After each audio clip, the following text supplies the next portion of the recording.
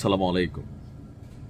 হয়তো কোনো একদিন এই সোশ্যাল মিডিয়া প্ল্যাটফর্মে আমারও মৃত্যুর খবর আসবে। কেউ আমাকে ভালোবাসবেন, দোয়া করবেন, কেউ হয়তো গালিও দিবেন। তবে সবার কাছে বলি, দেখেন, মৃত্যু কারোরই জানা নেই যে কখন হবে। যে কোনো সময় মৃত্যু হয়ে যাবে। সো ভুল ত্রুটি ক্ষমা দৃষ্টিতে দেখবেন, মরে গেলে মাফ টাফ করে দেন, ঠিক আছে? যাই হোক, আজকের ভিডিওটা মৃত্যু কেন্দ্রিক কানেক্টেড। অর্থাৎ যখন কোনো মানুষ মারা যায়, মুসলিম যারা আছি বা খ্রিস্টান যারা আছি, ইয়াহুদিও আছে, হিন্দুদের হিসাবটা একটু আলাদা, বাট অনেকে এটা ফলো করেন যে প্রথম ধাপটা হচ্ছে কবর। আর আমাদের গ্রামের বা সমাজের বিভিন্ন জায়গায় দেখবেন যে কেন্দ্রীয় যে মসজিদগুলো থাকে অথবা পাঞ্জেখানা মসজিদগুলো থাকে, তো আমরা যারা আছি আমাদের একটা শেষ ইচ্ছা থাকে বা অনেকে মসজিদের মধ্যে জায়গা দান করে পাশাপাশি একটা কবরস্থানও তৈরি করা হয়। তো সেইখানে কবরটা দেওয়ার জন্য একটা ওয়াসিয়ত থাকে।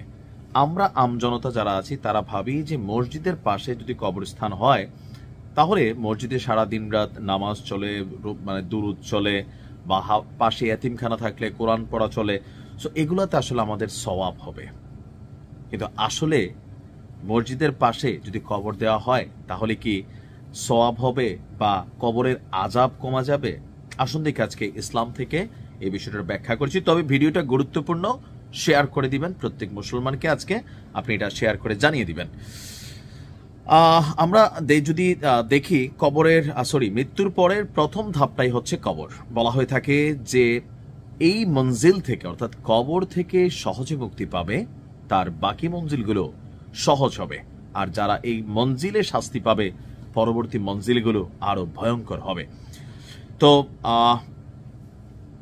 এখানে আমরা যদি দেখি, ইসলামিক স্কলার শায়খ আহমদুল্লাহ তিনি একটা বক্তব্যের মধ্যে উত্তর দিয়েছেন যে মসজিদের পাশে যদি কবর দেওয়া হয় এর আলাদা কোনো ফজিলত বা উপকারিতা আছে কিনা, এটাকে আমরা দুভাবে দেখতে পারি। প্রথমত, শরীয়তের দিকে আমরা যখন তাকাই তখন দেখা যায় মসজিদ মাদ্রাসার আঙিনায় বা পাশে কবর দিলে বিশেষ কোনো ফজিলত আছে এমনটা কোরআন এবং হাদিসের কোথাও আসলে কিন্তু বলা হয় নাই। এটা বলা হয়নি যে এখানে দিলে, অর্থাৎ মসজিদের পাশের কবরস্থানে মাটি দিলে অতিরিক্ত ফজিলত হবে, সওয়াব হবে। তবে হ্যাঁ, কবরস্থানগুলো মসজিদের আশেপাশে থাকা ভালো। কেন? কারণ এতে মসজিদের মুসল্লিরা প্রতিনিয়ত কবর জিয়ারতের আমলটা করতে পারবেন এবং কবরবাসীকে যতবার দেখবেন ততবার দোয়া করার সুযোগ পাবেন। সেজন্য কবরস্থান মসজিদের আশেপাশে ভালো। আবারও বলি যে মসজিদের সাথে যখন কবরস্থান হয়, স্বাভাবিকভাবে যে মসজিদের নামাজ পড়লাম, এখানে যারাই আছে, এখন আমরা তো বাঙালি, ওই যে ধরেন কবরস্থানে গেলে আমার দাদার কবর কোনটা ওই দিকে গিয়ে হাত তুলি অথবা দোয়া করি। কবরস্থানের যে কোনো পাশ থেকে আপনি যখন দোয়া করবেন সবার জন্য দোয়া যাবে, আপনার দাদার জন্য, নানার জন্য, বাবার জন্য, মায়ের জন্য। স্পেশাল কবরের সামনে ওই লাইন করে দাঁড়াই আমরা ভাবি যে সোজা গেল দোয়াটা, বিষয়টা কিন্তু এরকম না। কবরস্থানের যে কোনো জায়গায় আপনি আশেপাশে দাঁড়িয়ে দোয়া করবেন। সো মসজিদের পাশে যখন কবরস্থান থাকে তখন মানুষ বেশি বেশি জিয়ারত করে। আপনি কয়বার করেন বাপদাদারটা সেটা হচ্ছে পরে অন্য মানুষরাও করে, কারণ এটা একটা সওয়াবের কাজ। তো আমাদের হুজুর বলছেন যে দ্বিতীয়ত, আল্লাহর রহমত বান্দার প্রতি আসার জন্য অনেক সময় বাহানা তালাশ করা হয়। অর্থাৎ ধরুন একজন মানুষ অনেক গুনাহ করেছে, তিনি আল্লাহর রহমত পাওয়ার জন্য উসিলা খুঁজছেন যে আল্লাহ আপনার ঘরের পাশে কবর হলে যদি একটু রহম করেন।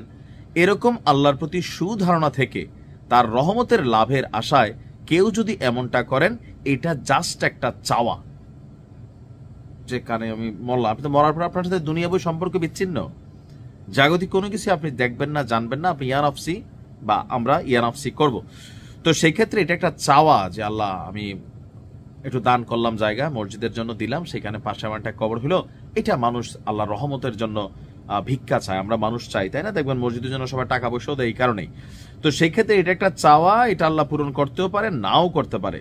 তবে এটা আল্লাহর রহমত হবে না, এমনটা মাসালা দিয়ে এটা বলা যাবে না, কারণ এটা সম্পূর্ণ আল্লাহর সিদ্ধান্ত। তবে একথা সত্য যে আলাদা আলাদা বা মসজিদের পাশের কবর দেওয়া সুন্নাহ কিন্তু না, বাট সমাজে এটা কিন্তু একটা বড় প্রচলন আছে। সো আমি মাঝে মাঝে চেষ্টা করি আপনাদেরকে একটু সচেতনতামূলক বা বিভিন্ন ইস্যুতে একটু সাইড টপিকে ভিডিও দিতে।